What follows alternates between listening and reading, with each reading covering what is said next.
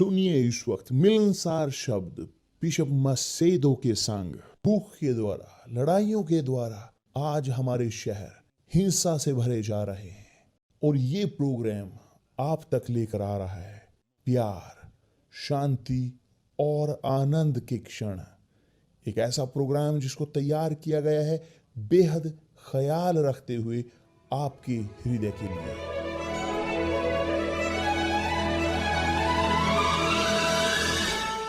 और अब आपके साथ मिलनसार शब्द बिशप मसेदो के।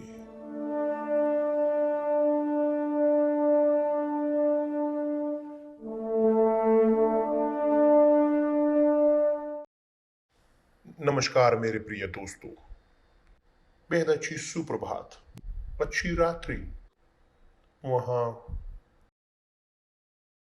आपके घर में, आपके काम पे, जहां कहीं भी आप हैं। ठीक नहीं, मैं चाहता हूं आपको बताना बेहतर प्रार्थना करने से पहले बेहतर कि इससे पहले मिनिस्टर करने के लिए बपतिस्मा पवित्र आत्मा के साथ प्रभु यीशु मसीह के नाम से मैं चाहता हूं कि आप जाने कुछ बेहतरीन, महत्वपूर्ण, शानदार। प्रेरितों की पुस्तक अध्याय 19, जब प्रेरित पौलुस वो था एक कुछ शिष्यों के बीच में, यीशु के, पौलुस वहां पर पहुंचा उस चर्च में और उनसे प्रश्न पूछा कि जो नहीं जानते थे, मगर उनसे प्रश्न पूछा कि क्या तुमने पवित्र आत्मा को पाया कि जब तुमने प्रभु यीशु पर विश्वास किया? और उन्होंने उत्तर दिया, हमने तो अभी पवित्र आत्मा की चर्चा भी नहीं सुनी। कितना शानदार ना, कि हम तो जानते तक नहीं, यहाँ तक कि पवित्र आत्मा की चर्चा भी नहीं सुनी कि पवित्र आत्मा होता, कि उनके पास जानकारी नहीं थी अस्तित्व की पवित्र आत्मा की। कि दूसरे शब्दों में, जानकारी पवित्र आत्मा के बारे में जीरो। वो केवल जानते थे यीशु के बारे में और बपतिस्मे के बारे में कि जो यूहन्ना देता था प्रभु यीशु के नाम से। तो पौलुस ने पूछा कि तो फिर तुमने किसका बपतिस्मा लिया? उन्होंने कहा यूहन्ना का बपतिस्मा। तो पौलुस ने कहा उनको, जब उसके बाद जाना कि पौलुस ने उनके बपतिस्मे के बाद पौलुस ने उनको कहा, उन्होंने कहा नहीं, मगर उनके ऊपर हाथ रखा, उन शिष्यों के ऊपर, और उन्होंने पवित्र आत्मा को प्राप्त किया। उनके ऊपर पवित्र आत्मा उतरा। और यहां पर ये लिखा है, जब पौलुस ने उन पर हाथ रखे तो पवित्र आत्मा उन पर उतरा और वे भिन्न भिन्न भाषा बोलने और भविष्यवाणी करने लगे। और ये सब लगभग 12 पुरुष थे, 12 शिष्य, कि जिनका बपतिस्मा हुआ था, बपतिस्मा कि जो यूहन्ना का बपतिस्मा था, और मगर नहीं था जानकारी उनके पास पवित्र आत्मा के बारे में, यहां तक कि उनके अस्तित्व के बारे में भी वो नहीं जानते थे, मगर प्राप्त की पवित्र आत्मा। तो क्या सीक्रेट था यहां पर कि उन्होंने ग्रहण किया पवित्र आत्मा को? सीक्रेट यह है कि पहला, वे खुले मन के साथ वहां पर थे, वो तैयार थे ग्रहण करने के लिए कि जिसको पौलुस को देने वाला था उन्हें, कि यही आपके साथ होगा इस वक्त, कि आप जो यहाँ आधी रात में है, आप अभी थोड़ी देर पहले जागे हुए, केवल इस प्रार्थना के लिए आपने इन क्षणों के लिए अपने आप को बचा कर रखा, तो आप तैयार हो पवित्र आत्मा को प्राप्त करने के लिए। तैयार, आप तैयार हो ग्रहण करने के लिए पवित्र आत्मा को। मगर किस चीज की कमी है? कमी वो है हाथों के रखे जाने की। कि दूसरे शब्दों में, मेरे पास परिस्थिति नहीं है आपके सिर पर हाथ रखने की, कि आप पवित्र आत्मा प्राप्त करें शारीरिक तौर पर, मगर मेरे पास है विश्वास, और विश्वास के साथ सब कुछ संभव है। ये संभव है कि हम एक साथ हैं यहाँ पर, एक विश्वास में, एक आत्मा में, एक मन में, और यही हो रहा है, और यही हो रहा है। हम एक साथ हैं, एक साथ। और क्या मैं यहाँ पर करूंगा? मैं मेरे हाथों, दोनों हाथों को रखूंगा मेरे टेलीफोन के ऊपर, फोन के ऊपर यहाँ पर, और आप भी रखोगे अपना सिर आप अपने सिर को रखोगे आपके टेलीफोन पर, कि जैसे मेरे हाथ आपके सिर पर हों, और आप ग्रहण करोगे पवित्र आत्मा इसी वक्त। आपको विश्वास है? विश्वास है आपको? तो प्रभु यीशु मसीह के नाम से मैं यहाँ पर हाथ रखता हूं मेरे फोन पर, कि जैसे मैं आपके सिर पर हाथ रख रहा हूं इन क्षणों में, प्रभु यीशु मसीह के नाम से मैं विनती करता हूं, ओ प्रभु यीशु,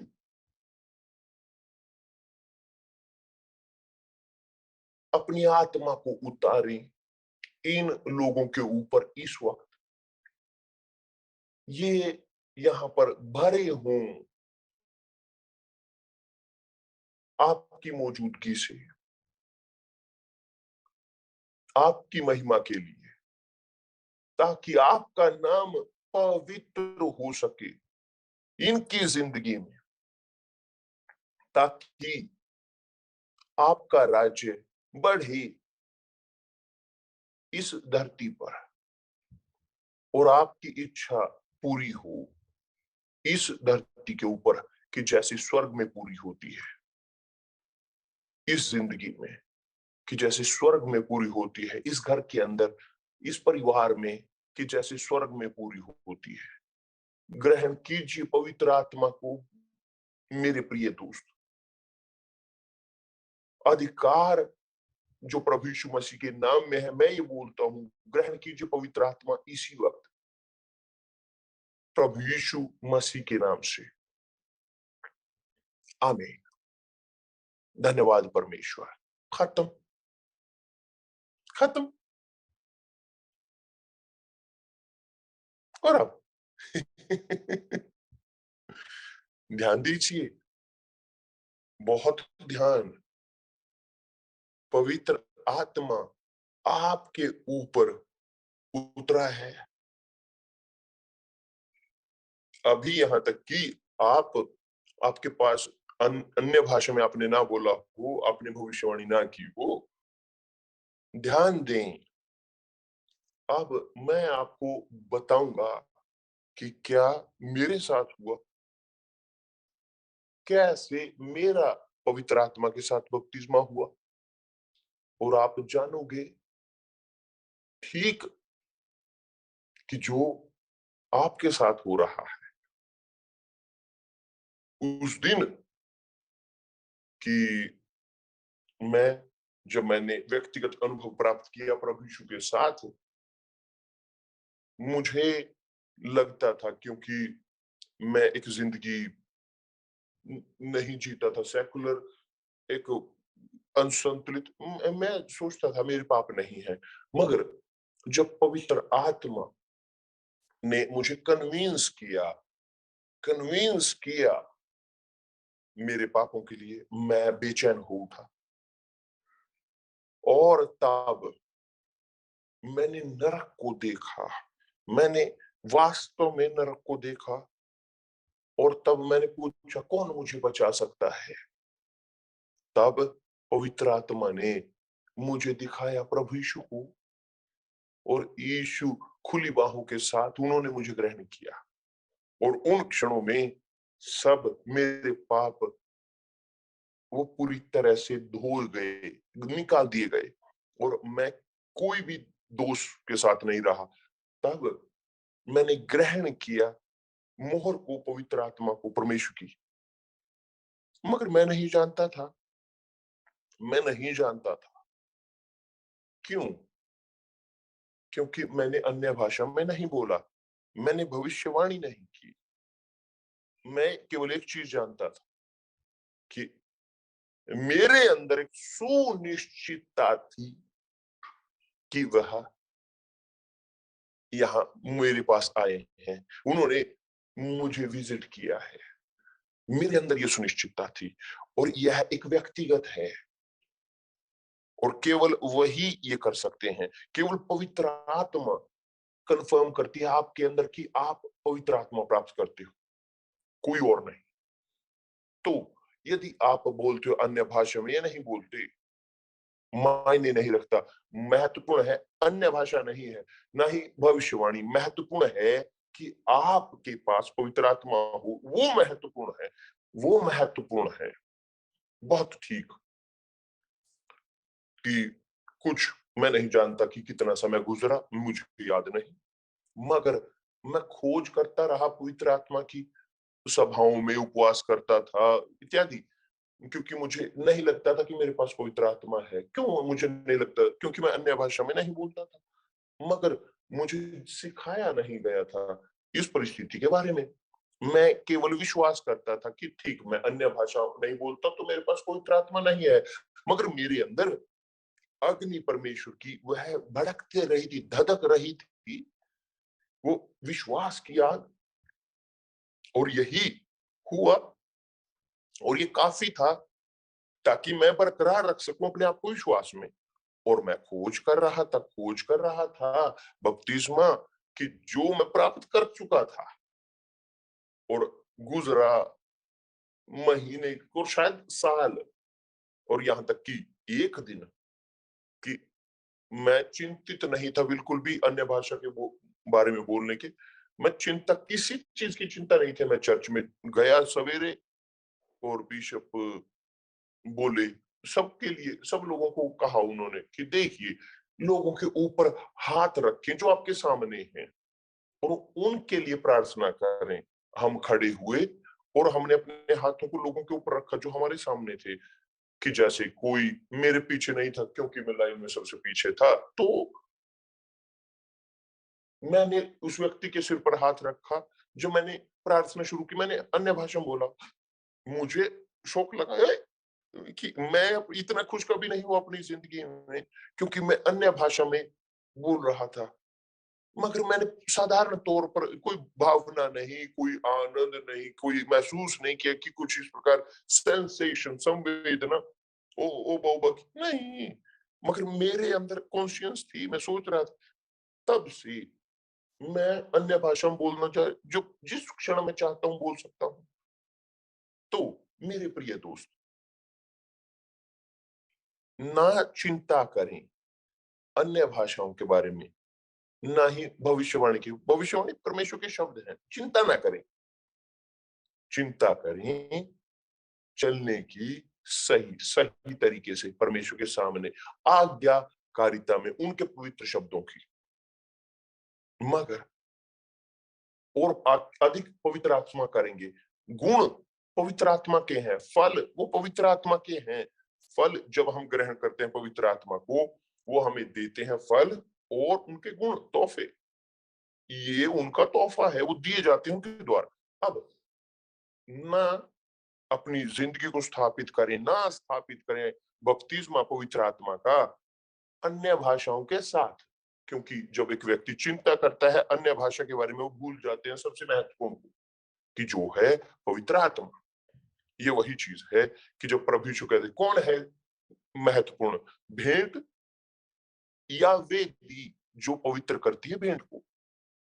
आप एक भेंट को, वेदी पवित्र आत्मा, वो आते हैं आपके ऊपर, वो आपको स्वीकार करते हैं, आपके अंदर सुनिश्चितता है कि वो आपको स्वीकार करते हैं, कि दूसरे शब्दों में वो आपके ऊपर आते आए हैं, कि आपके अंदर कन्विक्शन है, आपके अंदर, आप उन्हें देखते हो, उन क्षणों से आप उनको देखते हो, अपनी जिंदगी को, अपने जिंदगी के बदलाव को। उदाहरण के तौर पर मुझे जरूरत नहीं है, ना ही पास्टर या कोई आपको बोले कि ये कपड़े जो आप इस्तेमाल करते हो ये सही नहीं है।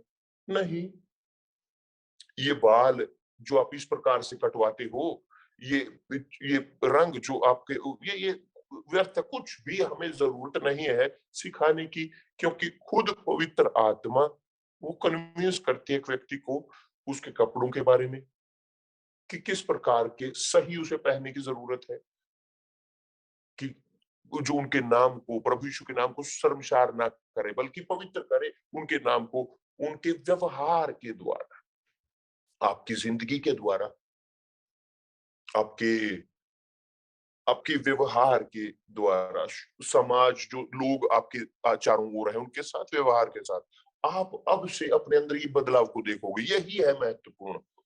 यदि किसी कारणवश आप बोलो कि पवित्र आत्मा आपने प्राप्त की, आपने अन्य भाषा में बात की, मगर आप जीते हो वेश्यावृत्ति में, आप जारी रखते हो व्यभिचार में, आप झूठ में जारी रखते हो, आप चोरी में, भ्रष्टाचार में आप जारी रहते हो, पाप करते हुए, आप जानते हो कि जब आप पाप करते हो, एक व्यक्ति जानता है कि कब वो पाप कर रहा है। तो यदि ऐसा होता है, क्योंकि पवित्र आत्मा नहीं है, क्योंकि जिसके पास, जो प्राप्त करता है पवित्र आत्मा को, साधारण तौर पर बिना किसी के बोले, बिना किसी के थोपे, वो पीना छोड़ते हैं, स्मोक करना या लत करना छोड़ देते हैं, वो सब कुछ को छोड़ते हैं जिसका लाभ नहीं, और जीना शुरू करते हैं कि जिंदगी पवित्रता की, प्रभु यीशु मसीह के नाम के लिए, और वे होते हैं पवित्र, और पवित्र करते हैं परमेश्वर के नाम को,